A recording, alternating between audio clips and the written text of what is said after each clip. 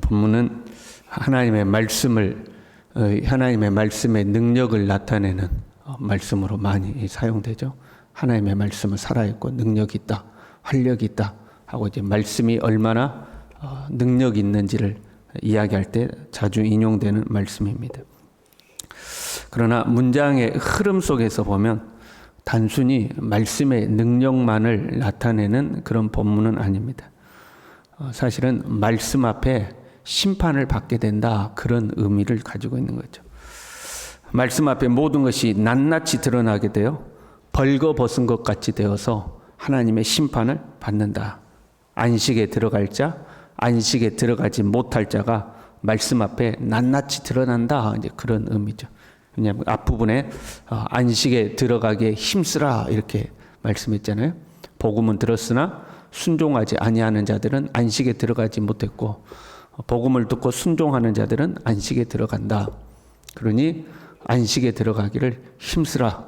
너희들의 그 믿음의 상태가 하나님의 말씀 앞에서 낱낱이 다 드러나서 마지막에 벌거벗은 것처럼 너희들의 모든 것이 하나님 앞에 다 드러날 것이다. 이제 그걸 나타내는 거죠. 믿는 자는 말씀에 순종하고 믿지 않는 자는 말씀에 불순종하는 거죠. 그러니까 우리가 말씀을 믿고 순종했는지 불순종했는지, 마지막 날에 가면 하나님의 말씀이 우리 자신을 다 드러내는 거죠. 우리가 순종했던 그 말씀이 네가 이 말씀에 순종했다 하고 우리의 믿음을 증명할 것이고, 우리가 불순종했던 그 말씀이 너는 이 말씀에 불순종했다 하고 그 말씀이 우리의 불순종을 다 이제 드러내는 것 같죠.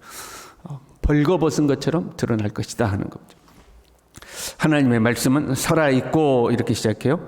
살았다, 말씀이 살아있다 하는 거죠. 유대인들은 특별히 이 언어, 말에 대한 특별한 생각을 가지고 있었다고 해요. 말이란 그냥 어떤 의미를 가진 단순한 음성이 아니라 그 자체의 생명을 가지고 있어서 그 말 자체가 여러 가지 작용을 하는 것으로 이해했다고 그래요. 우리도 그런 개념이 있어요. 말이 뭐가 된다? 씨가 된다. 그 말하면 사라지지 않고 그 하나의 씨처럼 되어서 결국에 그 말에서부터 열매를 거두게 된다는 거죠. 말이 씨가 된다. 우리도 말에 생명력이 있음을 인식하고 있는 거죠. 사람의 말이 생명력이 있는 것은 사람이 하나님의 형상대로 지음받았기 때문에 그렇습니다. 하나님은 말씀이시며 말씀으로 세상을 창조하셨고 말씀으로 지금도 이 우주 만물을 운영하고 계시는 거죠. 이사야 55장 1절에요. 내 입에서 나가는 말도 이와 같이 헛되이 내게로 돌아오지 아니하고 나의 기뻐하는 뜻을 이루며 내가 보낸 일에 형통함이니라. 헛되이 내게 돌아오는 일이 없다는 거예요. 하나님의 말씀은, 하나님의 입에서 나간 말씀은 반드시 그 뜻을 이루어 돌아온다. 하나님의 말씀은 살아있고 그 말씀이 반드시 이루어진다는 거죠. 불순종하는 자는 심판을 받아 안식에 들어오지 못하리라. 이 말씀은 반드시 이루어진다 하는 거예요. 하나님의 말씀에 불순종하는 자는 안식에 들어오지 못하리라. 그 말씀은 반드시 성취되는 거죠. 활력이 있어. 이 활력이 있다라는 이 활력은 에네르게스라는 단어입니다. 에네르게스. 여기에서 나온 단어가 에너지입니다. 에너지. 하나님의 말씀은 쉽게 생각하면 에너지가 있다 하는 거죠. 말씀이 스스로 움직이며 일하는 거예요. 그 말씀 자체가 에너지가 있는 거죠. 우리가 보통 그런 표현하잖아요. 그 사람 말에는 힘이 있어. 그렇게 하잖아요. 그 사람 말에는 힘이 있어. 어떨 때 그런 표현하죠? 그 사람 말은 감동이 있고 사람의 마음을 울리고 사람을 끌어가는 힘이 있어요. 그럼 그 사람 말에는 힘이 있어. 그렇잖아요. 그 히틀러가 말에 힘이 있었다고 그래요. 그러니까 히틀러가 연설을 하면 그 히틀러의 연설을 듣고 감동을 받은 젊은이들이 죽음을 각오하고 전장으로 뛰어드는 거예요. 전쟁터로. 히틀러의 말에는 힘이 있는 거죠. 그 에너지가 있는 거죠. 하나님의 말씀은 듣는 자의 마음을 감동시키고 때로는 회개하게 만들고 때로는 결단하게 만들어 그 사람의 생애를 아주 때로는 완전히 뒤집어 버리기도 하는 그런 에너지가, 활력이 있는 거죠. 그러나 한편으로 이 하나님의 말씀은 심판의 에너지도 가지고 있는 거예요. 불순종하는 자에게는 심판의 어떤 저주가 작용을 하는 거죠. 사람 말에는 그 힘이 없을 때가 있거든요. 우리가 성질 나가지고 내가 두고 보자. 너 내 반드시 너 혼낼 것이다. 너 두고 보자. 그런데 아무리 두고 봐도 혼 못 낼 때가 있잖아요. 내가 힘이 없으니까. 마음은 그렇게 먹었지만 그렇게 못할 때가 있죠. 그러나 하나님의 말씀은 살아있고 에너지가 있는 거죠. 순종하는 자에게는 복을 주겠다 하셨으면 그 말씀은 반드시 그렇게 한다는 거예요. 또한 불순종하는 자를 심판하겠다 하셨으면 반드시 그렇게 하는 거예요. 하나님의 말씀에는 그런 활력이 있는 거예요. 말씀 스스로가 움직여서 그 말씀을 성취해내는 거죠. 좌우의 날선 어떤 검보다 예리하다 그랬어요. 이 좌우의 날선 검은 희생제물을 절단할 때 사용했던 날선 검을 의미한, 하나님 앞에 제사를 드릴 때 양을 잡잖아요. 그 양을 잡을 때 쓰던 검이 이제 좌우의 날선 검이에요. 그래서 그 양을 관절과 골수를 쪼개고 껍질을 벗기고 내장을 또 도려내고 각을 뜨는 데 썼던 그 검, 그 재물을 각을 떠서 다 그 아주 내장과 모든 것을 다 발가 벗기듯이 다 드러내는 것처럼 이 하나님의 말씀이 그런 예리한 말씀으로 우리를 다 그냥 찔러 쪼갠다. 우리를 완전히 껍질을 다 벗겨버리고 우리 자신을 완전히 분해버린다. 이제 그런 거죠. 혼과 영과 및 관절과 골수를 찔러 쪼갠다 이렇게 되어 있죠. 혼과 영은 우리의 속사람의 영역을 의미하고 관절과 골수는 우리의 겉사람의 영역을 의미해요. 그러니까 우리가 평상시에는 남들 보기에 그럴듯하게 약간은 이렇게 좀 꾸미고 다니잖아요.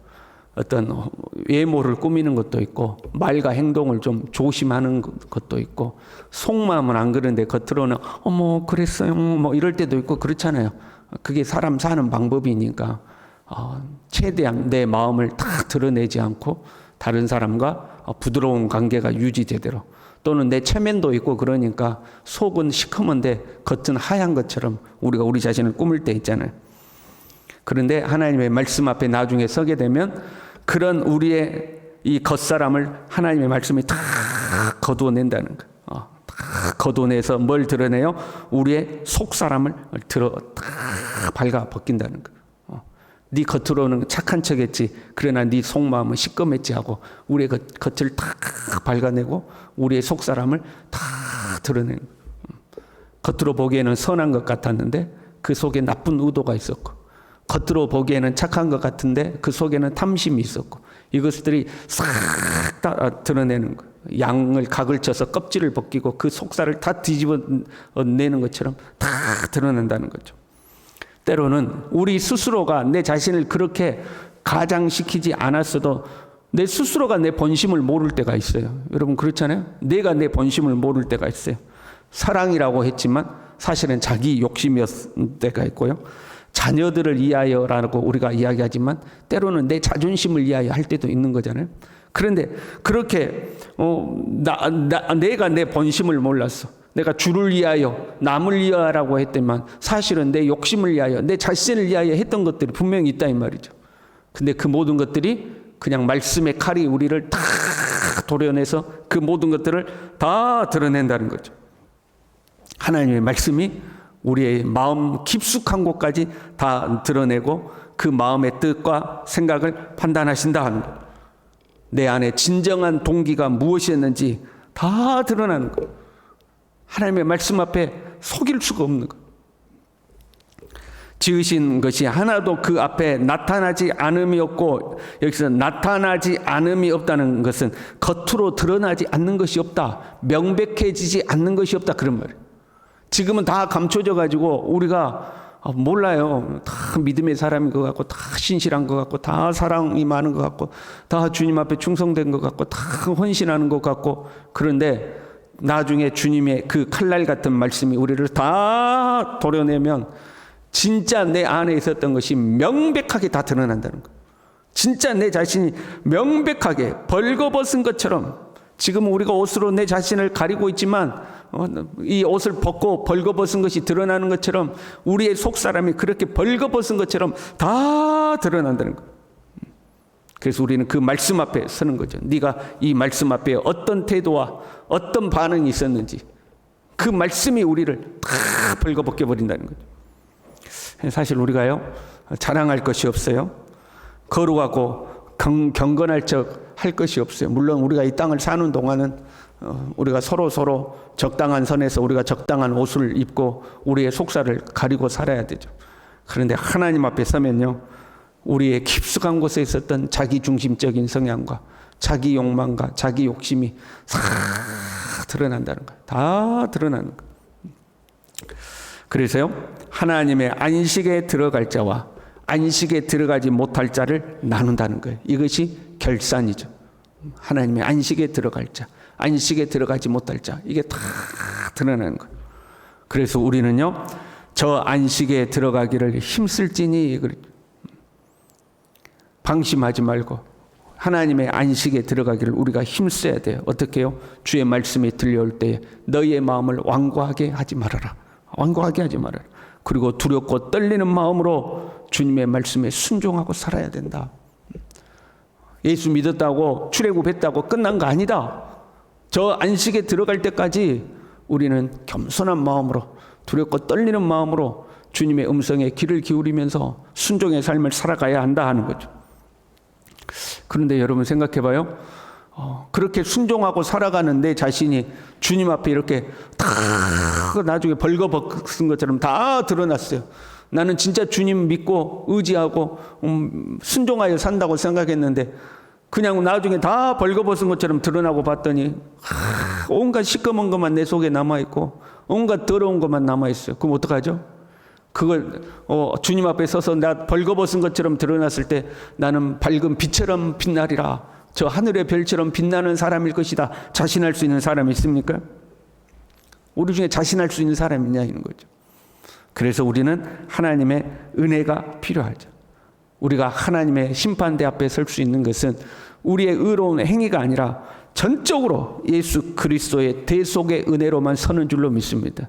오직 예수 그리스도의 그 대속의 은혜가 있어야지만 우리가 하나님 앞에 설 수 있는 거예요. 그래서 이제 14절부터 어떤 말씀이 나오냐면, 그러므로 우리에게 큰 대제사장이 계시니 승천하시니 곧 하나님의 아들 예수시라. 우리가 믿는 도리를 굳게 잡을지어다.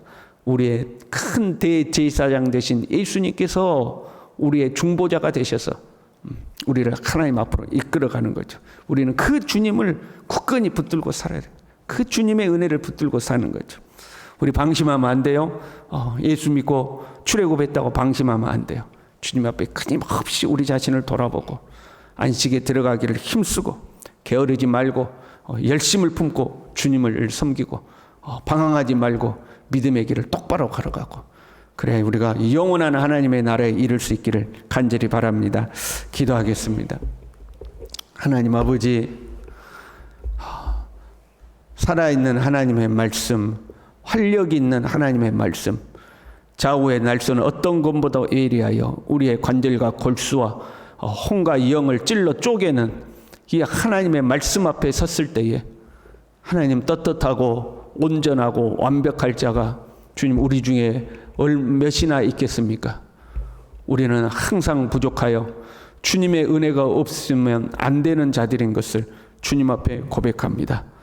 오늘 하루도 주님의 은혜로 우리를 붙들어 주시고 불순종의 길, 거역하는 길, 완고한 길을 걷지 아니하도록 성령께서 우리를 이끌어 주셔서 우리가 믿음의 길, 순종의 길을 살아갈 수 있도록 성령여 우리 모두를 붙들어 주시옵소서. 예수님의 이름으로 기도 올리옵나이다. 아멘.